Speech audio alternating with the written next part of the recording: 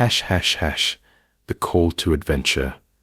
It all started with a phone call, a simple, unassuming conversation that would spiral into something far beyond my comprehension.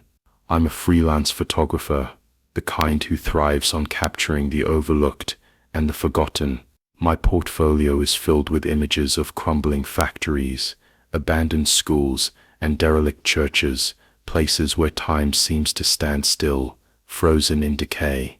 It's not just about aesthetics for me. There's a certain melancholy beauty in these spaces, a quiet poetry in their abandonment. So when my agent called me with an unusual assignment, I didn't hesitate. "Hey Alex," she said, her voice tinged with excitement. "Got something interesting for you. A client wants a series on this old building out in the countryside. They're looking for atmospheric shots, moody, raw, the works." I leaned back in my chair, already intrigued. "What kind of building?" She hesitated, and I could almost hear her scrolling through notes on the other end of the line. It's an old sanatorium, been closed for decades. Apparently it's got this whole eerie vibe going on, perfect for your style." A sanatorium. The word sent a shiver down my spine, not because of fear, but because of the possibilities. These places were gold mines for someone like me. Sprawling corridors, rusted equipment, peeling paint, and sunlight filtering through broken windows. I could practically see the photos already. "Sounds perfect," I replied, trying to mask my enthusiasm. "Where is it?" "About 3 hours outside the city, remote area. Client says they'll handle permissions, so no worries there. Just make sure you bring your A game.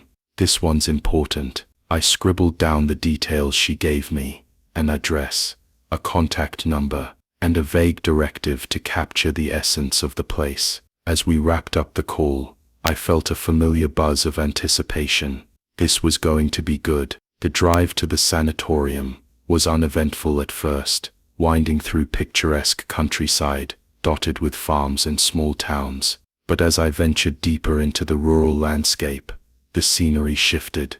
The roads became narrower, the trees denser, and the sense of isolation more pronounced. By the time I arrived at the designated location, the sun was beginning its descent, casting long shadows across the gravel parking lot. The sanatorium loomed ahead of me, a hulking structure of faded brick and cracked stone. Its windows were boarded up in places, others shattered and gaping like empty eye sockets. Vines snaked up the walls, reclaiming the building inch by inch. Despite its decrepit state, there was an undeniable grandeur to it, a relic of a bygone era, now left to rot.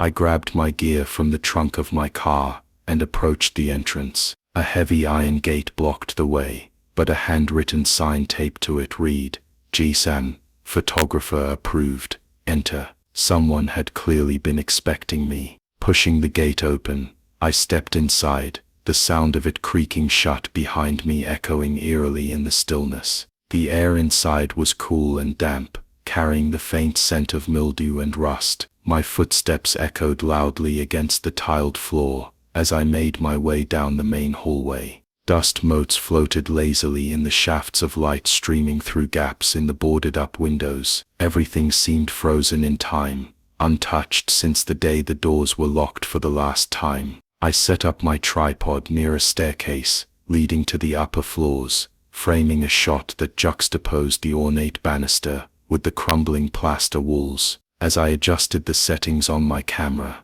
I couldn't shake the feeling that I wasn't entirely alone. The silence was too complete, too deliberate. It wasn't the absence of sound, it was the absence of life. No birds chirping outside, no distant hum of traffic, not even the whisper of wind through cracks in the walls. Just me, and the oppressive weight of the building pressing down on me. But I pushed the thought aside. This was part of the allure, after all, the uncanny atmosphere that made these places so compelling. I took a deep breath, steadied my hands, and pressed the shutter button. When I reviewed the photo on the digital display, my stomach dropped. The image was perfect, exactly what I'd envisioned. Except for one glaring detail, there was no one in it. At first I thought it was a trick of the light, or some flaw in the camera's sensor.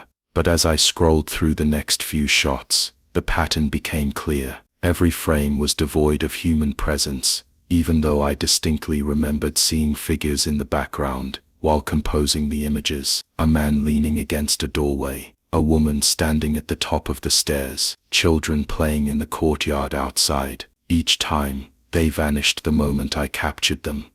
By the time I finished setting up for the day, unease had settled deep in my gut. I tried to rationalize it. Maybe my mind was playing tricks on me, filling in blanks where none existed. Or perhaps I'd misremembered, projecting imagined scenes onto reality. But the photos told a different story. They were empty, hollow echoes of moments that never happened. As I packed up my equipment, I decided to explore further, hoping to find some explanation for the strange occurrences. The deeper I ventured into the building, the more oppressive the atmosphere became. The walls seemed to close in around me, the air growing colder with each step. Faint noises began to intrude on the silence, soft whispers, the creak of floorboards, the occasional scrape of metal against concrete. None of it came from any discernible source. In one room, I found remnants of the past, a stack of yellowed patient files scattered across a desk, medical instruments rusting in trays,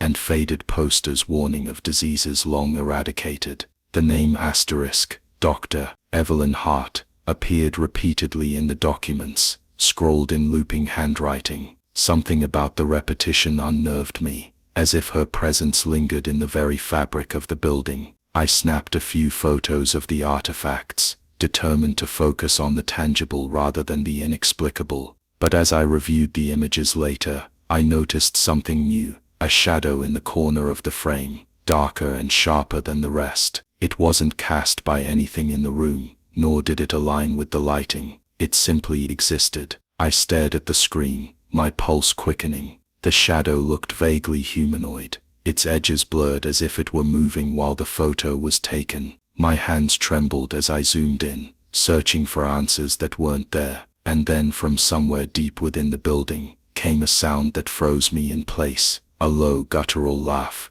distorted and unnatural. It wasn't human, not anymore. Shadows in the frame. The laughter echoed through the hallways, reverberating off the cold hard surfaces, and dissipated into an unsettling silence. My heart pounded in my chest, each beat resonating like a drum roll in my ears. I stood rooted to the spot, camera clutched tightly in my hand, every muscle tense and ready to flee. Yet I couldn't move. My feet felt cemented to the ground, as if the very building itself held me captive. Taking a shaky breath, I tried to convince myself that the sound was merely a figment of my imagination, a trick played by the acoustics of the vast empty halls. But deep down, I knew better. The laugh had been too distinct, too chillingly real to dismiss as mere auditory illusion. Gathering what little courage I had, I decided to investigate, driven by a mix of morbid curiosity and professional determination to capture whatever lay hidden in the shadows of this forsaken place. With each cautious step deeper into the labyrinthine structure, the ambient sounds grew more pronounced. Whispers flitted around me, indistinct yet insistent, like secrets being shared just beyond the veil of perception. The air thickened, charged with an electric tension that prickled my skin. I adjusted the settings on my camera, ensuring the flash was ready to illuminate the darkest corners. Each click of the dial sounded deafening in the oppressive silence, a stark reminder of my solitude, or so I thought. As I turned a corner into what appeared to be a former waiting room, my camera caught sight of movement, a fleeting blur at the edge of the frame.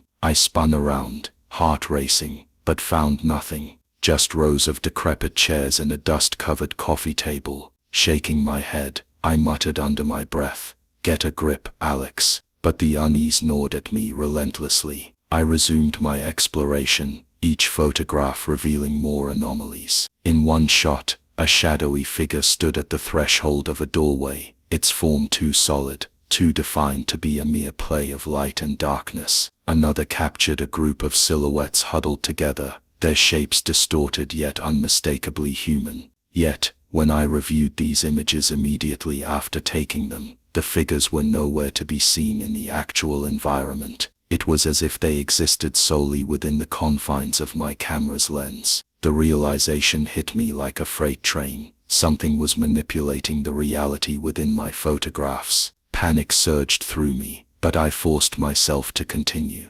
Perhaps documenting these phenomena could provide some semblance of understanding or control over the situation. With trembling hands, I framed another shot, this time focusing on a long corridor lined with doors. As the flash illuminated the space, the resulting image sent a chill down my spine. There in the middle of the hallway stood Dr. Evelyn Hart herself, or at least a spectral version of her. Her figure was translucent, her face obscured by a haze, yet unmistakable. She held a clipboard close to her chest, her posture rigid and foreboding. Around her, other shadowy forms gathered, their eyes hollow voids staring directly into the camera. Their presence was palpable, almost suffocating, even though they remained intangible in the physical world. My breath hitched, and I stumbled backward, nearly dropping the camera. The rational part of my brain screamed at me to leave, to escape while I still could. But the photographer in me refused to abandon the mystery. I needed to understand, to expose the truth lurking beneath the surface of this cursed sanatorium.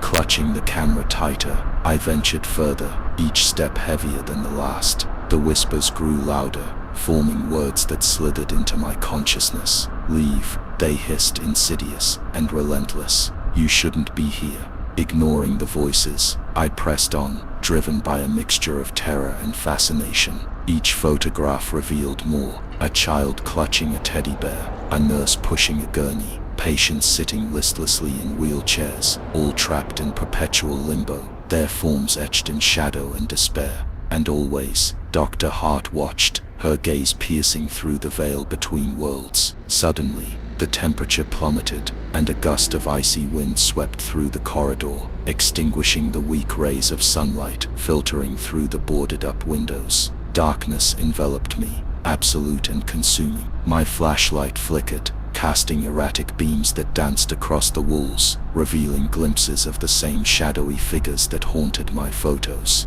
They crowded closer, their forms shifting and writhing like smoke caught in a vortex. I backed away, my breath coming in ragged gasps. The camera trembled in my grasp, its weight suddenly unbearable. The whispered warnings crescendoed into a cacophony of voices, overlapping and discordant, until they coalesced into a single chilling command: "Run." And run I did, bolting down the corridor, my footsteps echoing like gunshots in the suffocating silence. Behind me, the shadows converged, their movements synchronized and purposeful.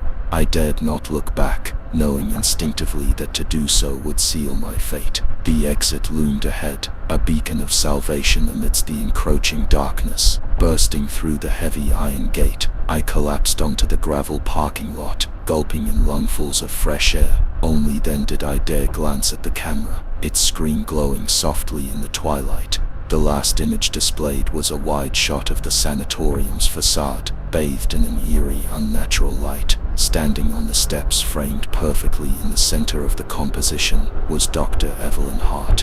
Her expression was one of grim satisfaction, her eyes locking onto mine through the lens, as if she knew exactly where I was, and that I could never truly escape. Trembling, I powered off the camera and shoved it into my bag, vowing never to review its contents again. Whatever force inhabited that forsaken building, it had marked me, and as I drove away, the sinking sun casting long shadows across the road, I couldn't shake the feeling that those shadows were following me, creeping ever closer with each passing mile.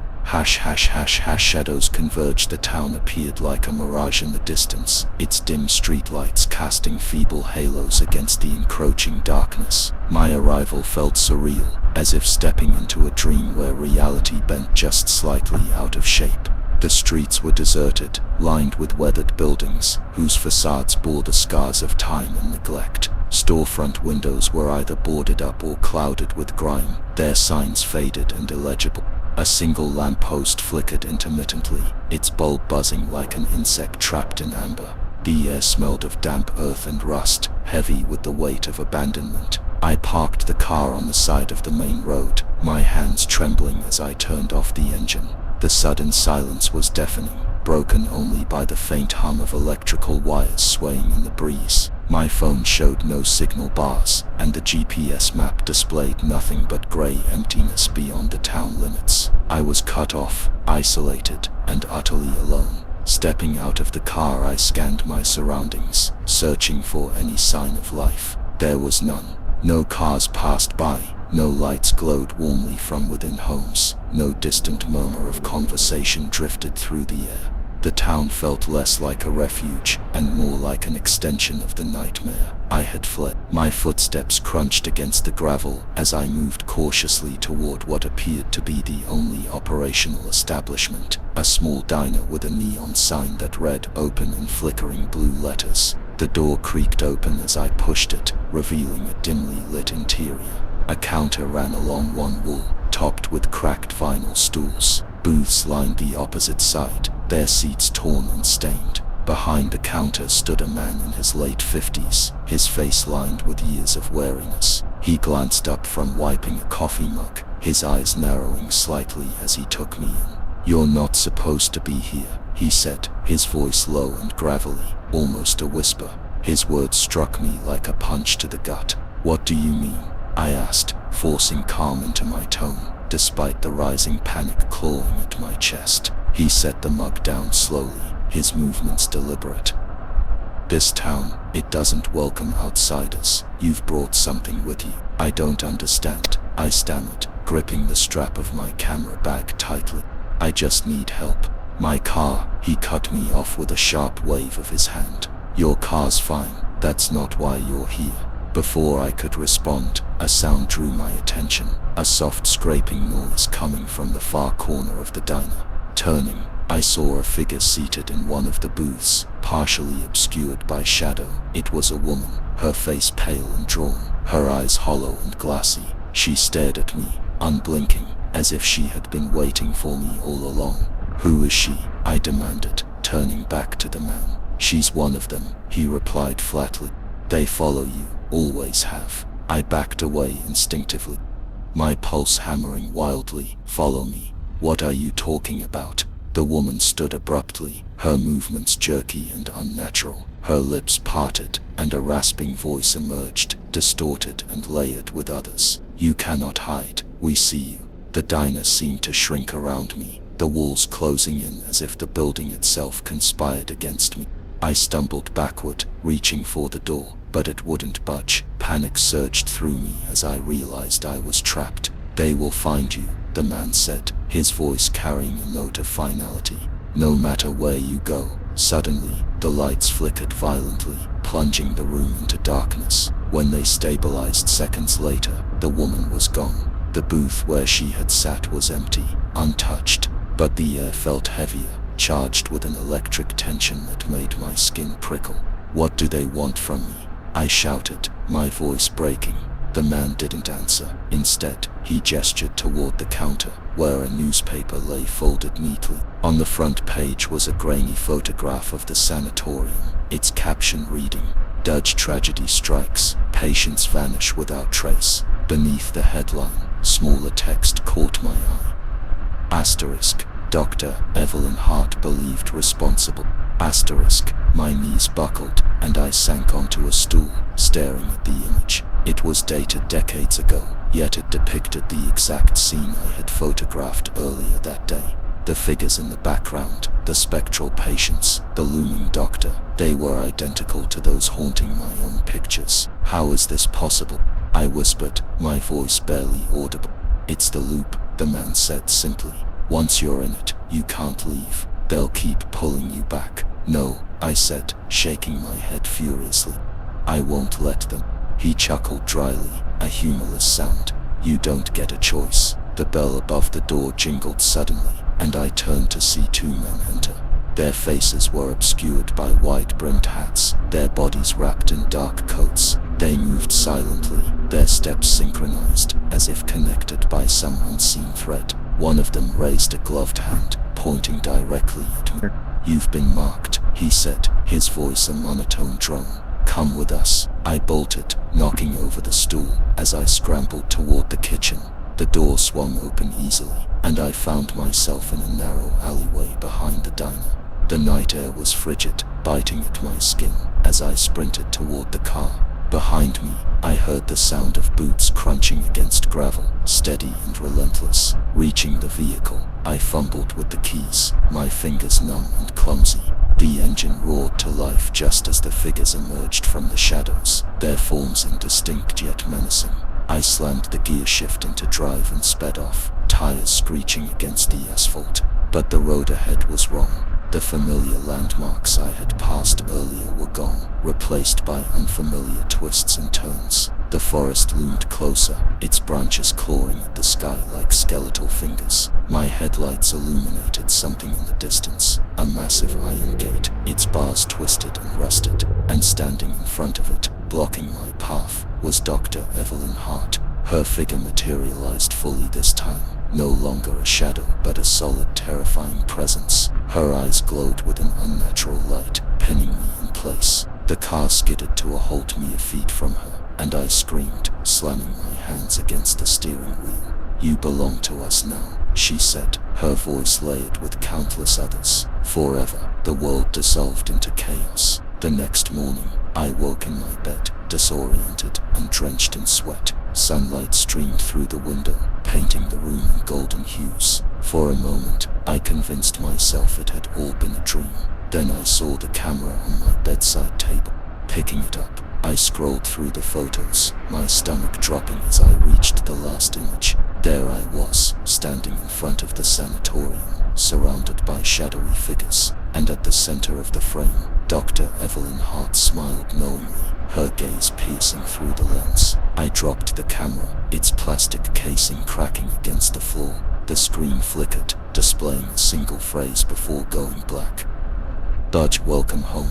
# lingering shadows." The days that followed were a blur of restless nights and uneasy mornings. I couldn't shake the feeling that the world around me had shifted, subtly altered in ways I couldn't quite articulate. Everyday objects seemed misplaced, their positions ever so slightly off. My reflection in the mirror appeared distorted, as if viewed through rippling water. Even the air felt heavier, charged with an unseen energy that prickled my skin and tightened my chest. Sleep eluded me. Each time I closed my eyes, the faces from the sanatorium loomed in the darkness. Dr. Evelyn Hart's piercing gaze, the hollow eyes of the spectral patients, the gaunt figures that chased me through the town.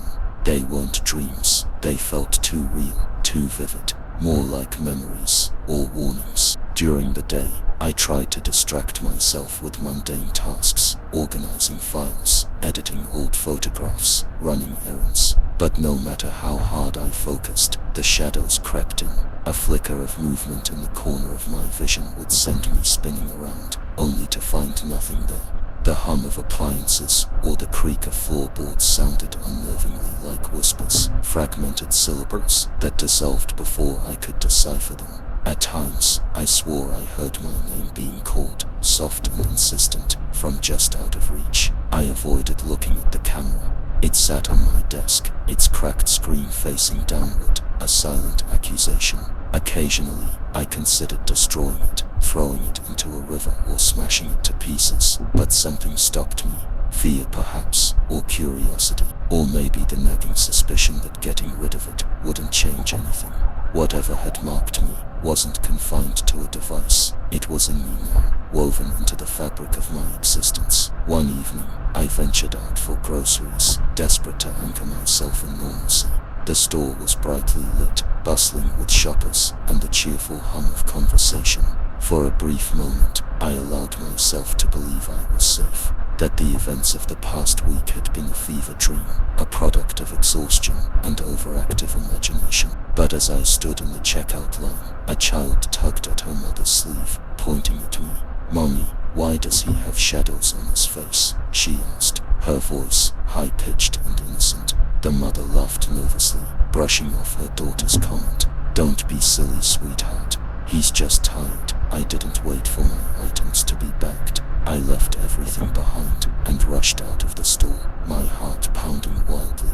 Outside, the streetlights flickered erratically, casting jagged shadows across the pavement. People walked past me, oblivious, their lives untouched by the creeping dread that consumed mine. Yet as I glanced at their reflections in storefront windows, I noticed something strange. Subtle distortions, like ripples in a pond, marred their outlines. Some had faint duplicates trailing behind them, ghostly echoes of their movements. Others appeared blurred, their features smudged as though painted over.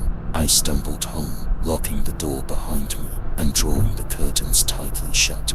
The apartment felt suffocating, the walls closing in as if the building itself conspired to trap me.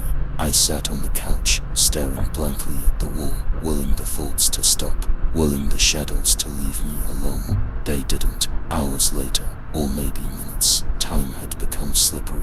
I found myself back at the desk, the camera in my hands. Against my better judgment, I powered it on. The screen flickered to life, displaying the last image I had taken, me standing in front of the sanatorium, surrounded by shadowy figures. Only this time, the picture was different. The shadows had grown darker, more defined. Their forms pressed closer, encircling me like predators closing in on prey. And Dr. Evelyn Hart's smile had widened, her teeth gleaming unnaturally white. A message scrolled across the bottom of the screen, typed in blocky, uneven letters. "Waxit, you cannot run forever." Asterisk. I dropped the camera again, backing away until my back hit the wall. My breathing came in shallow gasps, and cold sweat dripped down my spine. The room seemed to tilt, the furniture warping and stretching as if viewed through a funhouse mirror. Shadows pulled in the corners, spreading outward like spilled ink. They weren't static anymore. They moved, writhed, reached for me. And then the whispers returned. Louder this time, clearer. Dozens of voices overlapping, their words fragmented, but unmistakable. "He belongs to us, always watching.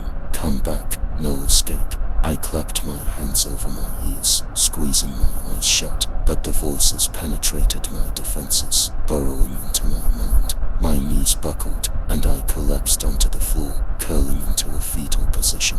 Tears streamed down my face as I begged silently for it to stop, for the torment to end. When I finally opened my eyes, the room was still. The shadows had retreated, the voices silenced. The camera lay on the floor, its screen dark. For a moment, I thought it was over, that I had imagined the entire ordeal. But then I noticed something on the wall opposite me, a faint outline, barely visible in the dim light. It was a doorway, etched into the plaster, as if carved by invisible. The edges shimmered, pulsing faintly with an otherworldly glow. Beyond it, I could see the sanatorium, the same decaying facade, the same boarded-up windows, the same oppressive aura of despair. A figure stepped into view, Dr. Evelyn Hart. Her lips curled into a sinister smile, and she extended a hand toward me, beckoning. I scrambled to my feet, backing away, until my spine hit the wall again. My mouth opened to scream, but no sound came out. The room tilted once more, and the floor beneath me dissolved into nothingness. Me as I woke up in my bed again, drenched in sweat, the morning sun streaming through the window. Everything felt normal, too normal. I rose cautiously, checking the apartment for signs of disturbance. Nothing seemed out of place. The camera was gone. Relief washed over me, fragile but tangible. Maybe it really was over. Maybe I had dreamed it. But as I prepared coffee in the kitchen, I noticed something strange. My reflection in the stainless steel kettle was distorted, its features blurred and shadowy. And in the background, faint but unmistakable, stood Dr. Evelyn Hart. Her eyes met mine through the warped glass, and her lips moved silently,